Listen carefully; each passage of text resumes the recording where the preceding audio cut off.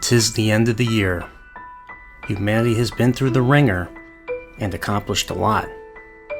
As we work and fulfill our responsibilities, it bears a great weight on the human soul. 'Tis now time to begin the cheer of Christmas on this time of winter solstice, to come together and bring glory to God, whether it be in person or online. To spread the holiday cheer to people of all faiths and backgrounds, let us share the true meaning of Christmas, to bring great joy to others, whether it be in giving or in tidings. As we have a Merry Christmas, let that shining star in the east know no bounds.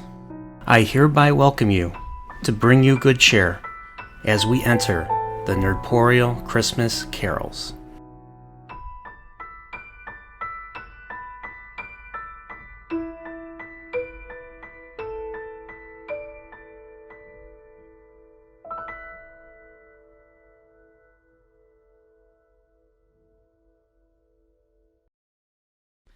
Christmas time was always a special time for me growing up.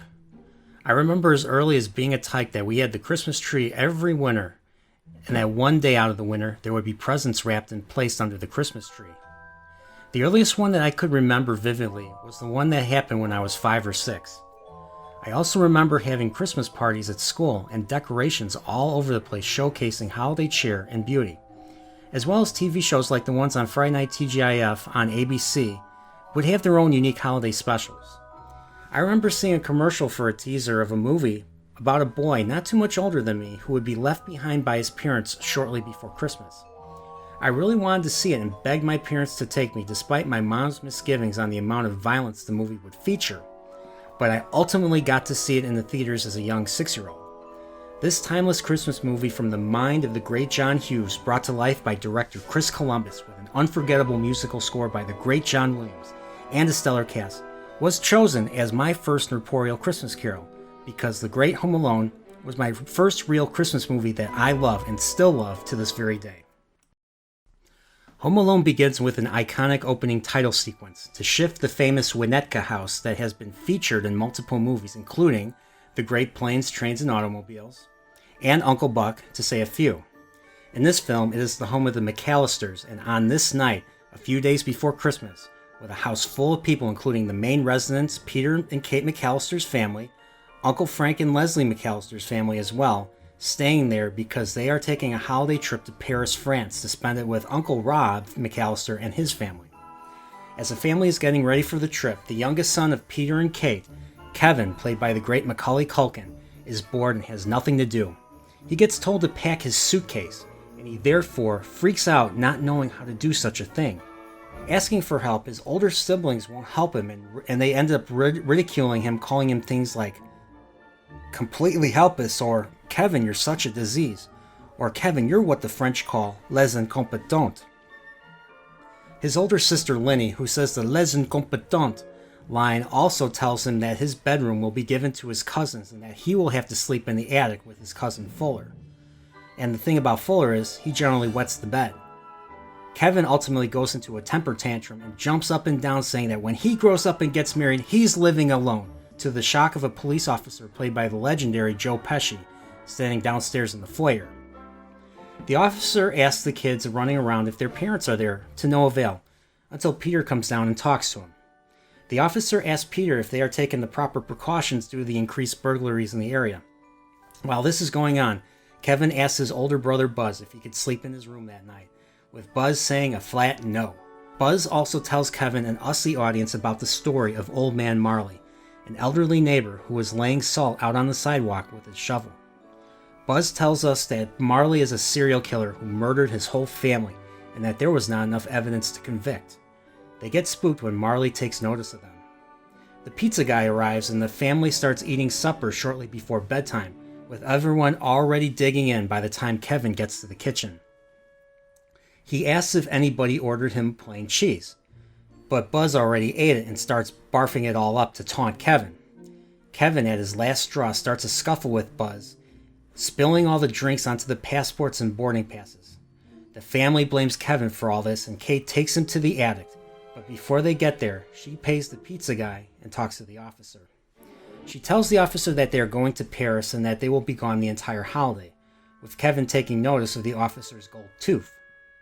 The officer leaves, saying that their house will be in good hands. Kevin, very angry, tells his mother that families suck and he doesn't care to see them anymore, and goes to bed alone, with them putting Fuller somewhere else.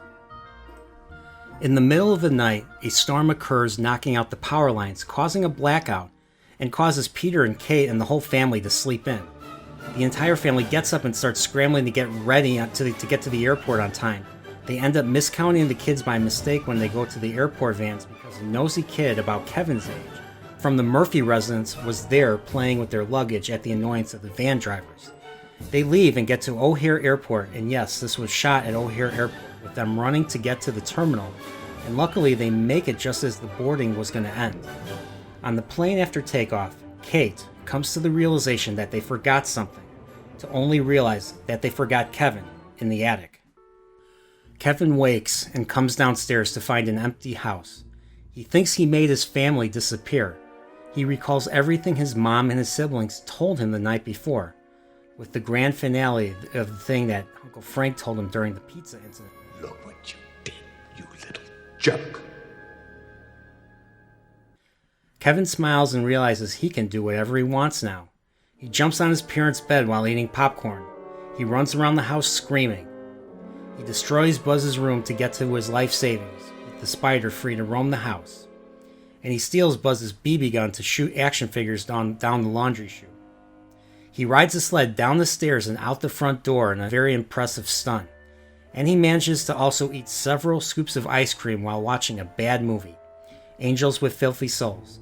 A movie within a movie, if you will, about a gangster named Johnny who guns down a guy named Snakes, a courier of sorts, while saying he will count to 10. He does all these things while screaming for his family to come back and stop him. However, being alone may not be so great after all. He goes into the basement with the furnace taunting him, scaring him back up the stairs. There is also one night where he sees a silhouette of a couple of criminals attempting to break into his house. He turns on the lights to scare them off, and he hides under his parents' bed. Kevin composes himself to face his fears and goes outside, only to find Old Man Marley gawking at him, scaring Kevin back inside the house. Kate and the rest of the family in the meantime land in Paris and try to call Chicago to no avail. So she calls the police in Chicago to go and check on Kevin since the phones are out. Kate refuses to leave the airport unless it's on an airplane, while Peter and the rest of the family go to Uncle Rob's to spend the holiday. Kate ends up in Dallas and tries to pawn her jewelry for an elderly couple's ticket to Scranton. In Scranton, she goes full angry mom mode and demands an opening on a flight to no avail. But she and us, the audience, meet Gus Polinski, played by the late, great John Candy, who offers her a ride on a truck rental alongside his polka bunnies, as he calls it. Peter and the family are at Uncle Rob's. The kids are watching It's a Wonderful Life in French. Peter, trying to get through to Chicago, is unsuccessful. With the exception of Buzz, the family is questioning whether or not being in Paris is truly worth it after everything that has happened and that Kevin and Kate aren't there. There is a wonderful deleted scene where Lenny, the one that calls Kevin Les Incompetents, gets up in the middle of the night and talks to Peter and reminds him what is important and what Christmas truly means. Meanwhile, back in Chicago, we meet the burglars who tried to break in earlier, the Wet Bandits. Harry, played by the great Joe Pesci, is the one who was posing as a police officer earlier in the movie, trying to scout out potential jobs. He is a small guy and the de facto leader of the duo. Marv is his tall partner, who is the token nincompoop of the duo, who leaves the water running in the houses they hit, hence the moniker, with Harry disapproving of it. As they are working the Murphy residence across the street, they find out for a fact from the answering machine that the McCallisters are gone. Kevin, being alone, needs to get some supplies, so he orders a pizza, but uses the Angels with Filthy Souls movie to answer the pizza guy, and plays the shooting part at full volume to scare the pizza guy away as a prank. He goes to a drugstore to buy an ADA-approved toothbrush. Psst, that's the American Dental Association, if you're wondering. He sees Old Man Marley next to him, staring at him in a creepy way, so Kevin runs away, unknowingly shoplifting as he's being chased by police, and gets away, sliding underneath a person playing hockey on the ice. As he is moping in realization of his recent deed, he nearly gets hit by Harry and Marv. After Harry tells him to be careful and smiles, Kevin notices the gold tooth and reacts in horror and walks away. Harry, uneasy about the way Kevin looked at him, proceeds to follow him to see what house he goes in. Kevin ends up hiding in a manger outside the local church. Kevin is onto them and proceeds to create an entire silhouetted party, so when the bandits come by, they will think that there are people there, so they leave for the night. At the great song of "Rockin' Around the Christmas Tree, have a happy holiday." After all this, we learn that Kevin misses his family and regrets the things he said earlier. The next day, Christmas Eve, he does some grocery shopping at the tune of the legendary White Christmas thing. He gets back home with the wet bandits returning and Marv casing the house. Kevin notices and turns on Filthy Souls in its entirety. Marv thinks a hit's going on inside the home as he hears 1, 2, 10, and flees at the enhanced gunshot sounds with fireworks right by the door. Kevin is cutting a tree, with Harry noticing and watching Kevin putting up the tree in the living room. Harry figures out Kevin is home alone and that they plan to come back and burglarize the house at 9 o'clock. Kevin overhears this and is terrified. Very despondent by this, he ends up leaving the house and goes to tell a Santa impersonator that he just wants his family back for Christmas. He witnesses other families getting together for Christmas and misses his even more, so he decides to go to church and sit down. Old Man Marley, already there, goes up to him and says, "Merry Christmas." They talk and we learn Marley is not so bad and that all the stuff that's said about him wasn't true. But he did have a falling out with his son, hence why he is alone. Kevin, having gained some insight from being alone, tells him to call his son and that he has nothing to lose, having known that he tried to despite his fear of being shunned. Kevin leaves this conversation and runs home, emboldened to protect it from the wet bandits. He gets home and we see a montage of Kevin setting up booby traps to a great John Williams score. Kevin lays out micro machines on the floor, to rigging a blowtorch to the back door, to setting up paint cans tied to the banister on the upper floor. Harry and Marv arrive and knock on the door and try to get Kevin to answer the door, and this becomes a totally different film at this point. Kevin draws first blood, shooting Harry in the balls with Buzz's BB gun, and he ends up shooting Marv in the eyes as well. Like every great plan, you always split up when you go into a dangerous situation, hence Harry and Marv do just that. From both slipping on the outside stairs, to Harry burning his hand on the front door, and also a rigged blowtorch burns his head, to Marv getting hit in the head with an iron, and stepping on ornaments, and a needle. Yikes. For baddies, I feel bad for them. They meet up at the staircase and slip on the micro machines. They both get hit by swinging paint cans as they go up the stairs. Kevin in the meantime manages to call the police and tells them to go to the Murphy house, so now he has to lure Marv and Harry to the house. Kevin gets caught but escapes when he puts Buzz's spider on Marv's face to the highest scream I have ever heard a man yell. The spider falls on Harry and Marv attempts to hit it with the crowbar, hitting Harry in the chest instead, in one of the, if not the funniest part of this segment. Kevin manages to get to his treehouse from the attic and lures Harry and Marv to pursue, only with Kevin to cut the rope, causing Harry and Marv to swing and fall. They get up and they pursue Kevin to the Murphy's house, but they manage to ambush him. They hook him to the door and threaten to harm Kevin by biting off his fingers, one at a time, but Old Man Marley comes in and saves the day with his shovel. Marley gets him home and the police show up shortly afterwards, arresting the wet bandits. Because of the water and Marv admitting it, the police know each and every house that they hit. Kevin wakes up Christmas morning and calls for his mother, but realizes he is still alone. But shortly after he closes the front door, a budget truck comes and drops off his mother. She comes in and her and Kevin manage to reconcile to a very touching moment. And the rest of the family come back home on a direct flight that Kate did not want to wait for shortly afterwards. He reconciles with Buzz and the rest of the family, and witnesses the magic of Christmas when he sees that Old Man Marley took his advice and managed to reconcile with his son and gets to see his granddaughter on that Christmas day. Kevin, uplifted, forgot to fix Buzz's room. This is the end of The Great Home Alone, my first and probably my favorite Christmas movie. This movie is oozing with so much heart. Everything was great about this, paying off at the end, from the burglars springing every single booby trap to a Three Stooges level humor and the stunt work to the reconciliations that we see at the end of the movie. The fact that this takes place in Chicagoland, which is my home turf, also made me relate to the film as well. The acting from Culkin, Pesci, Stern, Catherine O'Hara, who plays Kate McCallister, and even the guy that plays Uncle Frank, all put out memorable performances, and this movie is one of my most quoted movies ever. From "Look what you did, you little jerk," to "Keep the change, you filthy animal."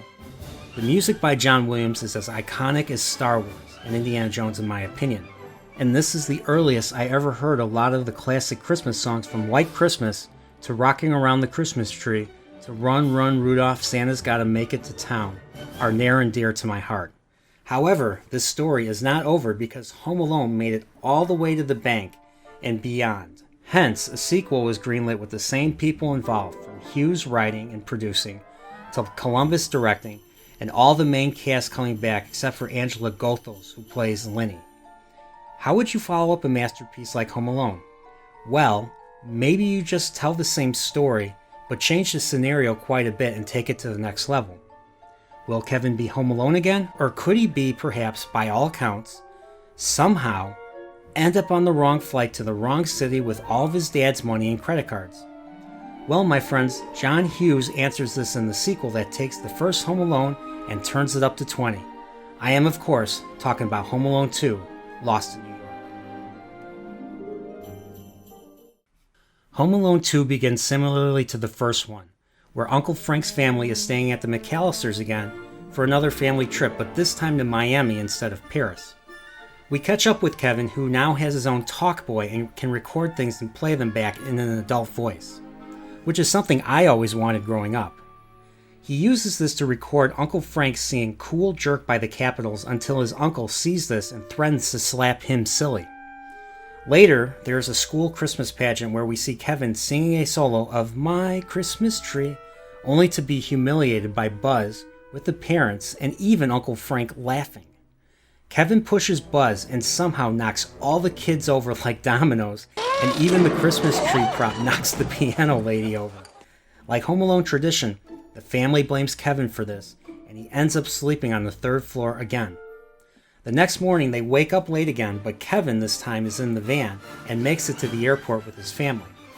They run to the terminal again, but this time Kevin gets separated when he changes the batteries to his talk boy, holding his dad's luggage bag.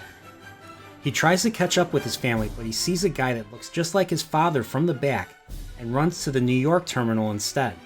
He gets on board because he thinks that is his father and takes an empty seat. Kevin arrives in New York City and realizes he did it again.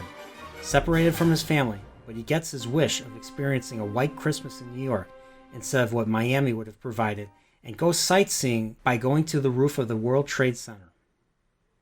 We won't ever forget. Kevin ventures in the Central Park and encounters a homeless pigeon lady, with Kevin running away from her, taking the equivalent role to Old Man Marley character from the first film. Kevin arrives at the Plaza Hotel and uses his talk boy to reserve a room. He gets to the main desk, making up a story about how his dad is on business and left him there with money and credit cards to get to the room, to the suspicion of the staff and especially the concierge, played by the great Tim Curry. He gets led to his room by the bellboy, played by Rob Schneider, who receives Fruit Stripes gum as tip, if you are old enough to remember that gum. Kevin enjoys the amenities of the hotel, like going to the pool to do his cannonball, or eats room service, including eating a lot of ice cream and watching the sequel to Angels with Filthy Souls, called Angels with Even Filthier Souls, where Johnny comes back but this time guns down his lover for cheating on him, foreshadowing the funniest exchange in this movie. Meanwhile, the family arrives in Florida and realizes that Kevin is not there at the luggage pickup. Kate and Peter go to airport security and tell them that Kevin has Peter's bag, which has money and, more importantly, credit cards, which they can use to pinpoint where Kevin is if he decides to use it. Back in New York, the concierge is suspecting foul play from Kevin, so he enters the room without permission, with Kevin doing a marionette display in the shower using the Bozo blow-up doll, playing Uncle Frank singing, including the "slap you silly" threat. The concierge flees as a result. The next day, Kevin lives the high life, goes into a limo with his own cheese pizza, and is driven to Duncan's Toy Chest, the biggest toy store in Manhattan. He buys something and meets the owner, Mr. Duncan himself, at the register, and out of a mature and compassionate nature, Kevin donates a 20 to the children's hospital Mr. Duncan is sponsoring and receives a gift of 2 turtle dove ornaments. In the meantime, while Kevin is enjoying the Big Apple, we catch up once again with the wet bandits themselves, Harry and Marv, reprised by Pesci and Stern alike, who escape prison and are hiding out in New York. They want to flee the country, so they need cash fast. Therefore, decide to rip off the cash from Duncan's toy chest, especially the money that is going to the children's hospital. They see the name McCallister, they recognize Kevin, and they walk up to him saying this familiar line. Hiya, pal. Kevin screams and flees with a chase ensuing.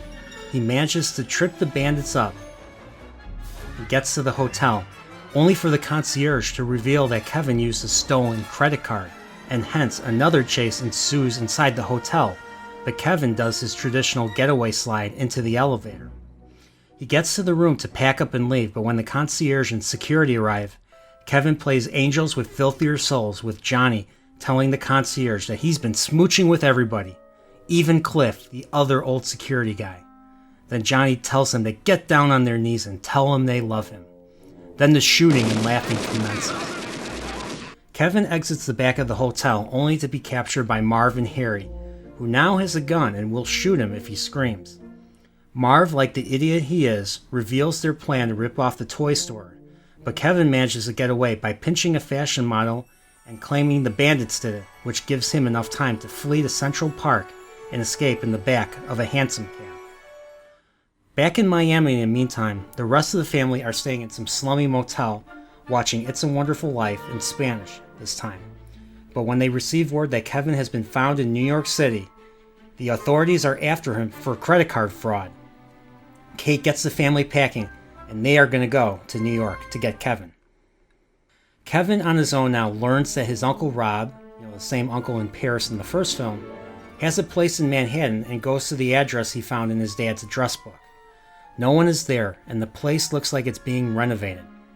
He encounters some sketchy individuals and flees into Central Park. He encounters the pigeon lady again and tries to run from her, but this time his foot is caught between a rock and a hard place. The lady helps him get his foot out. He runs at first, but turns around realizing, like Old Man Marley in the previous film, that she is not so bad. She takes him to a loft above Carnegie Hall to watch a Christmas concert. We learn that the pigeon lady was once in love and ended up having a broken heart, and her life fell apart as a result and became homeless. She is alone and without any friends except for the birds, and she is generally shunned by others in the city. And we learn that she runs away from trusting others out of fear of having a broken heart again. Kevin tells her if she doesn't use her heart, then what does it matter? And that he can be her friend. He tells her he doesn't know what to do now that he's in real trouble, and she tells him that good deeds will help on this Christmas Eve. Kevin's family arrives at the Plaza Hotel. Both Kate and Peter chew out the staff for allowing Kevin to get a room and then scaring Kevin into the largest city in the world. They end up getting a complimentary suite in the hotel as an apology, but Kate goes out into the city to look for him. As Kevin is walking, he passes the children's hospital and sees the struggle the kids are going through and remembers what the bandits are planning. So he comes up with an operation to prevent this. He uses his uncle's renovated home to set up booby traps and hazards across the board. Kevin confronts them at the toy store and throws a brick through the window with a note attached. They go after him, but Marv propels Harry in the air from a seesaw Kevin planted, only to land on a car, something that would have killed a person in real life. They chase Kevin to Uncle Rob's place. The bandits on the sidewalk with Kevin on the roof proceeds to throw bricks at them. He hits Marv in the head 4 times. I remember my mom covering my eyes when I first saw this in the theater. Like the last film, Harry and Marv split up with the booby traps, taking this to the next level. Marv goes through the front and gets hit with a nail gun in 2 places. He walks in the house and just falls into the basement, literally. He then slips on the floor and slides into a shelf of paint falling on him. And then as he attempts to wash his hands, the sink is rigged with an arc welder and he gets electrified. Harry, in the meantime, tries to jump and grasp onto a ladder only for him to slip and land on his back. He ends up going into the back door, but a bunch of wrenches fall on his head. He turns on a light bulb and a hidden blowtorch is burning his head yet again. So he tries to put it out in the toilet, but that toilet is filled with inflammable liquid and causes an explosion. Marv and Harry reunite and chase Kevin up the stairs, but avoid the paint cans this time as they learned from their previous mistakes in the last film, but only for Kevin to throw down a swinging wide iron bar that hits both of them in the head and they fall all the way into the basement, with the bar falling down right on top of them. They climb out of the basement and try to go up the stairs to the attic, but when they pull the doorknob to the stairs, a tool chest comes down the stairs and crushes them in their noses.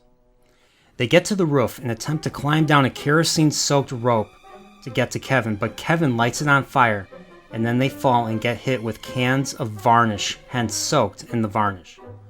Kevin attempts to flee from them, but he slips on some ice and gets captured.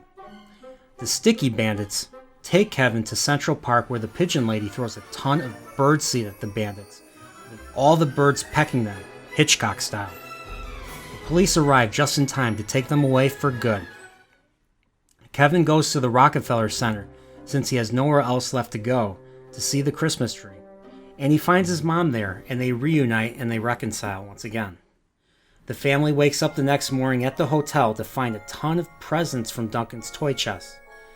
Mr. Duncan saw Kevin's note on the rock and decided to send several gifts as a token of his appreciation.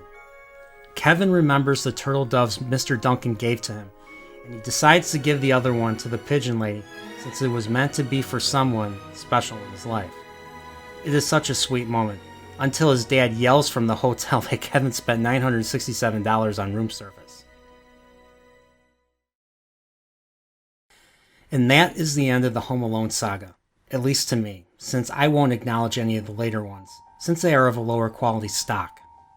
Home Alone 2, like I said before, repeated a lot of the story beats from the first movie, from being at odds with the family, that leads to him being alone and on his own, to encountering someone who seems scary at first, but is not so bad after all, to the same bandits going from wet in the first one to the sticky bandits in this one, with both Pesci and Stern returning and giving awesome performances as well as their stunt guys, who did a lot of the heavy lifting during the booby trap segments of both films. 99% of the actors from the first one reprised their roles and are still effective, although I would have liked to see more of the siblings take a bigger role and not just Buzz being the sibling foil to Kevin. I feel repeating the same beats were fine if they managed to take it up a notch, and I feel this movie delivers, and this feels very familiar to fans of the original film. I am not sure Home Alone needed a sequel, but this movie really delivers on the humor as well, especially with the concierge and security dealing with Johnny and his Tommy gun, to the ultra-violent booby traps in this one compared to the original. It's borderline Three Stooges at their most violent, in my opinion. I hear more classic Christmas songs for the first time in my life as a kid, like It's the Most Wonderful Time of the Year, 2, It's Beginning to Look a Lot Like Christmas, which in my opinion makes this film timeless. I am glad they made this one because it was extremely enjoyable and it takes its place next to the original as a Christmas classic. Both Home Alone films to me stand out as some of the funniest and most wholesome movies and even heartfelt Christmas films out there that I think are both timeless in their own ways. From Kevin's issues with family, which is something we all can relate to Kevin growing up as he is dealing with being on his own and learns not to judge people by their appearance. And of course unrealistically outwits and almost tortures poor Marv and Harry, who's suffering as we the audience laugh at their expense. Some great slapstick humor and violence that is so dangerous, you wonder how they are not dead from just one of the traps sprung. These wholesome family films from the mind of John Hughes and meticulously directed by Chris Columbus and John Williams' iconic soundtrack make this a must-watch every year during the Christmas holiday, and it is up there with the best Christmas movies of all time. Check out these movies as soon as you can, and have a Merry Christmas. Next time, we meet a boy named Charlie who feels blue during Christmas. Does he have what it takes to direct a Christmas pageant? Does he make quality Christmas tree selections? Will he ever learn the true meaning of Christmas? Has commercialism taken over Christmas? All this and more on the next Nerdporeal Christmas Carol number 2, A Charlie Brown Christmas. Jingle bell that like button and fill that red subscribe button with cheer so that Nerdporeal will still be here. Take care and stay tuned.